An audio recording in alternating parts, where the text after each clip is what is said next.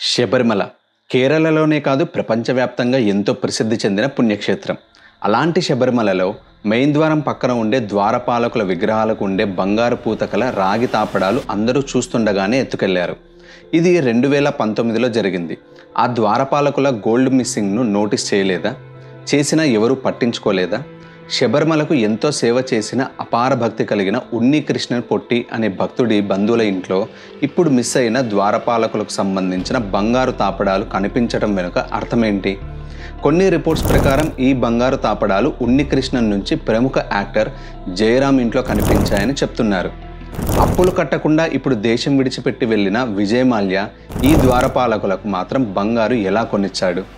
ఇదే కాదు, టెంపుల్ బంగారం నా దగ్గర కొంచెం మిగిలి ఉంది, దానిని అమ్మాయి పెళ్లికి వాడుకుంటాను అని దేవస్థానంకే మేలు చేసిన ఘనుడున్నాడు. అసలు ఇవన్నీ పక్కన పెడితే ఇప్పుడు మనం చూస్తున్న శబరిమల మూల విరాట్ విగ్రహం వయసు కేవలం 75 సంవత్సరాలు మాత్రమే.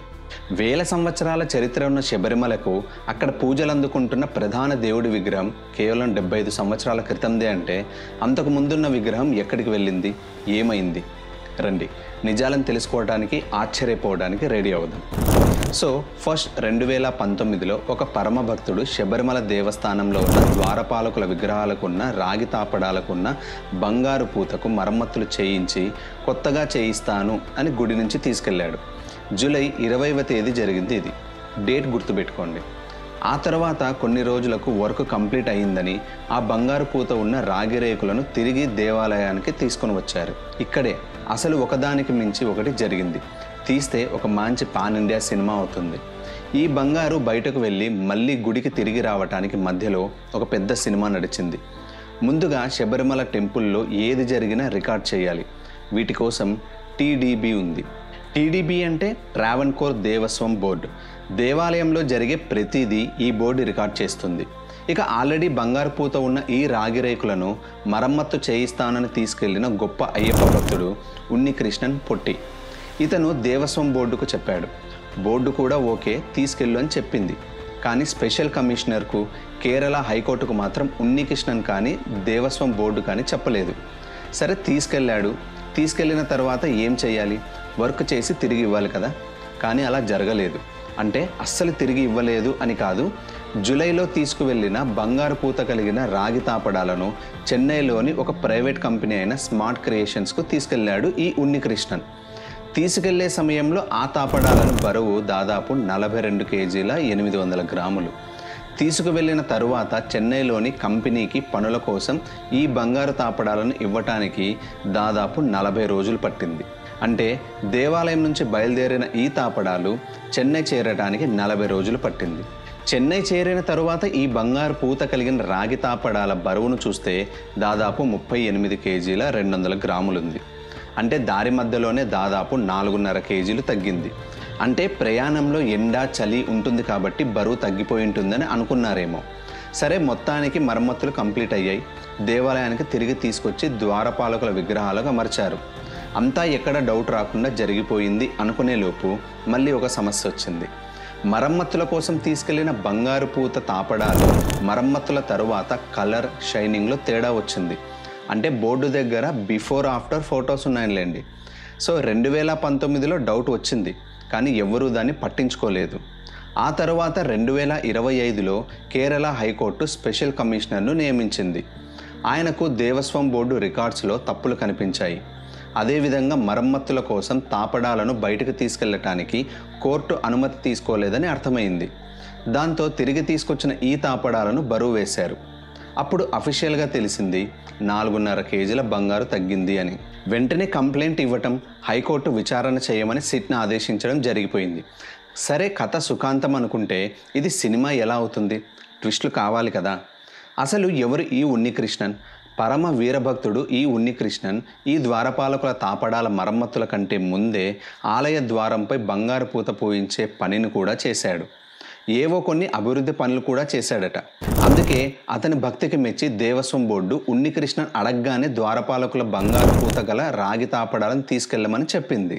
తిరిగి తీసుకొచ్చినప్పుడు కూడా బరువు సరిచూసుకుందామని మర్చిపోయారు. ఎందుకంటే ఉన్నికృష్ణన్ అంటే అంత నమ్మకం. ఇక ఒక రిపోర్టు ప్రకారం ఈ ఉన్నికృష్ణన్ తీసుకెళ్లిన ఈ బంగారు పూతగల తాపడాలు మలయాళం యాక్టర్ జయరామ్ ఇంట్లో జరిగిన ఒక ప్రైవేటు పూజలో కనిపించాయి. దేవుడి బంగారు ఇలా ఇళ్లలోకి ఎలా చేరింది, ఎందుకు అనేది ఇప్పటికీ ఎవరికీ తెలియదు. ఇక మరో ట్విస్ట్, పరమభక్తుడు ఉన్నికృష్ణన్ ఈ బంగారు తాపడాలను తిరిగి ఇచ్చేసిన తరువాత కొన్ని నెలలకు అంటే డిసెంబర్ 2019లో దేవస్వం బోర్డుకు ఒక మెయిల్ రాశాడు. అందులో ఏముందంటే, దేవస్థానం బంగారు నా దగ్గర కొంచెం మిగిలిపోయింది, ఆడపిల్ల పెళ్ళి ఉంది, సో వాడుకుంటాను అని మెయిల్ చేశాడు. దేవస్థానం బంగారు భక్తుడి దగ్గర ఎలా ఉంది? ఒక అమ్మాయి పెళ్లికి దేవుడి బంగారం వాడుకుంటాను అని చెప్పాడంటే దేవస్వం బోర్డుకు ఉన్నికృష్ణన్కు మధ్య ఎంత మంచి స్నేహం ఉందో ఒకసారి మనం ఊహించుకోవచ్చు. ఇంకో రిపోర్టు ప్రకారం బంగారు తాపడానికి మరమ్మతుల కోసం తీసుకువెళ్ళిన తరువాత వాటి కోసం ఉన్నికృష్ణన్ సొంతంగా దాదాపు 300 గ్రాముల బంగారు ఇచ్చాడట. ఉన్నికృష్ణన్ నిజంగా తన సొంత బంగారు ఇస్తే చెన్నై చేరిన తరువాత ఈ బంగారు తాపడాలు ఎంత బరువైతే ఉన్నాయో అంతే బరువుతో ఆలయానికి తిరిగి వచ్చాయి. మరి ఉన్నికృష్ణను ఇచ్చానని చెప్తున్న ఈ 300 గ్రాముల బంగారు ఎక్కడ? నిజంగా ఆ బంగారు దేవాలయం కోసం వాడితే బంగారు తాపడాలు 300 గ్రాములు ఎక్కువ బరువు ఉండాలి కదా, కానీ లేవు. మనం ఒక నిర్ణయానికి రావాలంటే ఉన్నికృష్ణన్ వైపు నుంచి కూడా వినాలి కదా.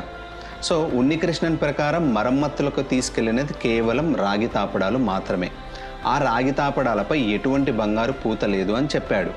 ఆశ్చర్యంగా దేవస్వం బోర్డు రికార్డ్స్లో కూడా అదే ఉంది, ఉన్నికృష్ణన్కు ద్వారపాలకుల రాగి తాపడాలను ఇస్తున్నామని. ఇక్కడ 2 ప్రశ్నలు వస్తున్నాయి. అందులో ఒకటి, వాటిపై బంగారు లేకపోతే దేవస్వం బోర్డుకు పంపిన మెయిల్లో బంగారు మిగిలింది, అమ్మాయి పెళ్లికి వాడతాను అని ఎందుకు పంపాడు ఉన్నికృష్ణన్? ఇక రెండవ ప్రశ్న, దేవస్వం బోర్డు రికార్డ్స్ ప్రకారం 1998లో విజయమాల్య శబరిమల ఆలయానికి దాదాపు 30 కేజీల బంగారు ఇచ్చాడు.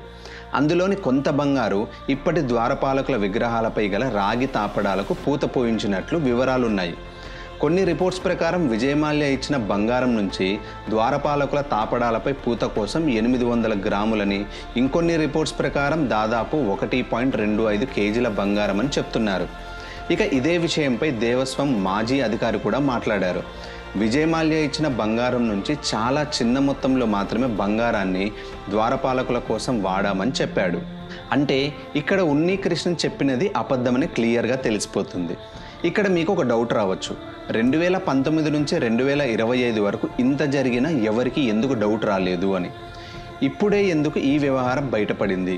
ఇందులో రాజకీయ కారణాలు ఉన్నాయా? సో అది కూడా చూద్దాం. 1999 నుంచి 2019 వరకు ట్రావెన్కోర్ దేవస్వం బోర్డు దేవాలయ రికార్డ్స్ను సరిగ్గా మెయింటైన్ చేయలేదు. దీనికి ఒక కారణం, ఈ బోర్డు సభ్యులను నియమించేది కేరళ గవర్నమెంట్.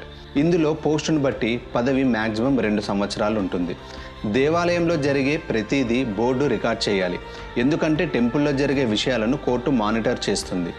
దేవాలయంలో ఏదైనా పనులు చేయాలన్నా కోర్టు అనుమతి తీసుకోవాలి. ఇప్పుడు ద్వారపాలకుల తాపడాల మరమ్మతుల పనుల కోసం కూడా ఉన్నికృష్ణ కోర్టు అనుమతి తీసుకోవాలి, కానీ తీసుకోలేదు. ఇక్కడే కోర్టు నియమించిన స్పెషల్ కమిషనర్కు డౌట్ వచ్చింది. స్పెషల్ కమిషనర్ బోర్డు రికార్డ్స్ను చూసి అందులో అవకతవకలను గమనించి ఈ మొత్తం వ్యవహారాన్ని కోర్టుకు తెలియజేశాడు. ఇక్కడ మీకు మరో అనుమానం వచ్చి ఉండాలి. అదేంటంటే, ట్రావెన్కోర్ దేవస్వం బోర్డు అంటే ట్రావెన్కోర్ రాజవంశం వాళ్ళు కూడా ఉంటారు కదా. సో ట్రావెన్కోర్ వంశం హిందువులు, దేవుడికి చాలా చేశారు, వాళ్ళు ఎందుకు పట్టించుకోలేదు అని. నిజానికి ట్రావెన్కోర్ అంటే అది కేవలం పేరుకు మాత్రమే. ఇండియాకు స్వాతంత్రం వచ్చిన తరువాత ట్రావెన్కోర్ వంశం నుంచి శబరిమల అడ్మినిస్ట్రేషన్ హక్కులను కేరళ ప్రభుత్వం తీసుకుంది. శబరిమల ఆలయ ఆర్థిక వ్యవహారాల్లో కూడా ట్రావెన్కోర్ రాజవంశానికి ఎటువంటి సంబంధం ఉండదు. ఇంతకుముందు చెప్పినట్లు ట్రావెన్కోర్ దేవస్వం బోర్డులోని సభ్యులను కేరళ గవర్నమెంట్ నియమిస్తుంది. అందులో రాజకుటుంబానికి ఎటువంటి పాత్ర లేదు. చరిత్ర ప్రకారం కేవలం అక్కడ జరిగే పూజల్లో పందల రాజవంశానికి మాత్రమే ప్రాముఖ్యత ఉంటుంది. ఇక వేల సంవత్సరాల చరిత్ర ఉన్న శబరిమలలో ప్రధాన దైవం అయ్యప్ప. సో అయ్యప్ప విగ్రహానికి కూడా వేల సంవత్సరాల చరిత్ర ఉంటుంది అనుకుంటున్నారా? కాదు, కేవలం 75 సంవత్సరాలు మాత్రమే. 1950లో కొంతమంది ఆలయాన్ని ధ్వంసం చేసి విగ్రహాన్ని పగలగొట్టారు. ఆ తర్వాత ఆలయాన్ని మంటల్లో తగలబెట్టారు. ఆలయం దాదాపు మొత్తం ధ్వంసమయ్యింది. ఆ తర్వాత మళ్ళీ ఆలయాన్ని కట్టారు. అయ్యప్ప విగ్రహాన్ని రాయితో కాకుండా పంచలోహాలతో తయారు చేశారు. ఇప్పుడు మనం చూస్తున్న అయ్యప్ప విగ్రహం 1950లో ప్రతిష్ఠించినది. ఆలయాన్ని ఎవరు ధ్వంసం చేశారో ఇప్పటి వరకు ఎవరికీ తెలియదు. దీని వెనుక కొన్ని రాజకీయ కారణాలు ఉన్నాయని చెప్తుంటారు. కాకపోతే ఖచ్చితమైన కారణాలు ఎవరికీ తెలియదు. ఇక ప్రస్తుత వివాదంలో ఉన్నికృష్ణన్పై విచారణ జరుగుతోంది. అతనితో పాటు ఈ వ్యవహారం జరుగుతున్నప్పుడు దేవస్వం బోర్డులో ఉన్న వారితో పాటు మొత్తం 10 మంది అధికారులపై కూడా సిట్ విచారణ జరుపుతోంది. లోకల్గా కాంగ్రెస్, బీజేపీ, అక్కడి వామపక్ష కేరళ గవర్నమెంట్పై విమర్శలు చేస్తున్నాయి.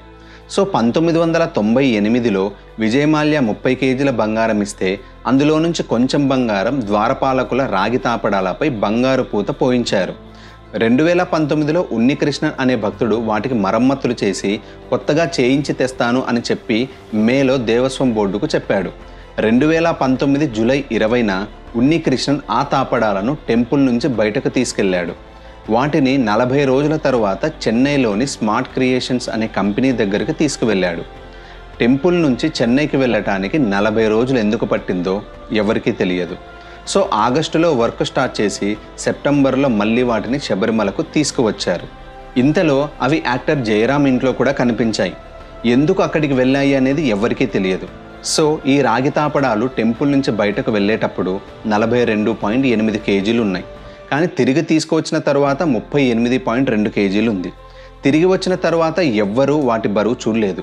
హైకోర్టు నియమించిన స్పెషల్ కమిషనర్ ఆలయం రికార్డ్స్ను పరిశీలించి అందులో అవకతవకలు ఉన్నాయని చూసి ప్రధానంగా 2019లో జరిగిన ఈ ద్వారపాలకుల రాగి తాపడాలపై బంగారు పూత వ్యవహారంపై అనుమానంతో వివరాలను కోర్టుకు 2025 సెప్టెంబర్లో చెప్పాడు. అప్పటి నుంచి కేసు కోర్టులో ఉంది. ఇప్పుడు ఈ వ్యవహారం కేరళలో హాట్ టాపిక్. సో ఈ విషయంలో మరిన్ని అప్డేట్స్ను మరో వీడియోలో చెప్తాను. జై హింద్.